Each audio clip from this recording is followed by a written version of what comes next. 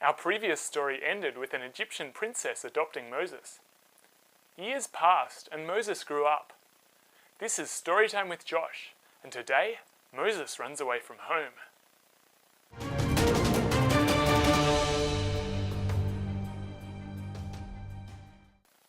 Moses was a young man living as an Egyptian.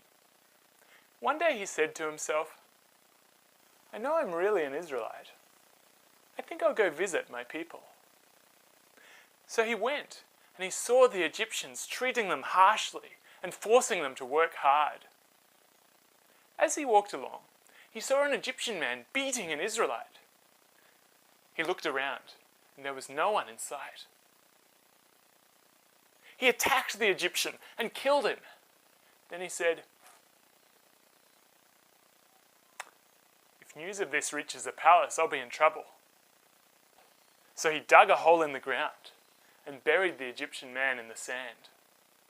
The next day, Moses visited his people again. As he was walking along, he saw two Israelites in a fist fight. He quickly made up his mind which one was in the wrong, and he said, "Hey, what are you doing? This is one of your own people, not an enemy. Who do you think you are? You think you're our prince and our judge. What are you going to do? Kill me like you killed that Egyptian yesterday?" What? Words got out? What's going to happen to me now? Sure enough, word reached the palace. Moses has turned against us. Find him and kill him. But Moses ran away from Egypt. He didn't stop until he got to a country called Midian.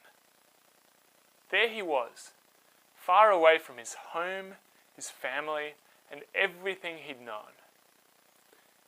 He sat down next to a well to rest. As Moses was sitting there, a group of sisters came to the well to get some water for their flocks of sheep.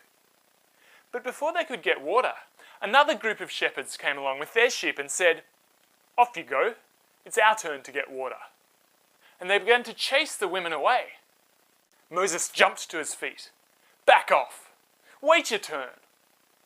Then he went to the well and he drew water for the women and he watered their flocks.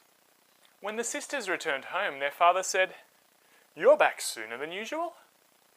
You know those shepherds who always chase us away when we go to get water from the well? Well, this time, an Egyptian man saved us from the shepherds. Then he went and got water for us and watered all our flocks." "Where is this man? Did you just leave him out there at the well? Go and find him. Invite him back for a meal." Moses accepted the invitation, and since he had nowhere else to live, he settled down and lived with them. Sometime later, he married one of the sisters, whose name was Zipporah, and they had a baby boy. And Moses and Zipporah lived happily ever after. Okay, so you all know the story doesn't actually end here because we haven't yet had the plagues, or parting the sea, or crushing the golden calf into dust and forcing it down people's throats. But we'll leave that for another week.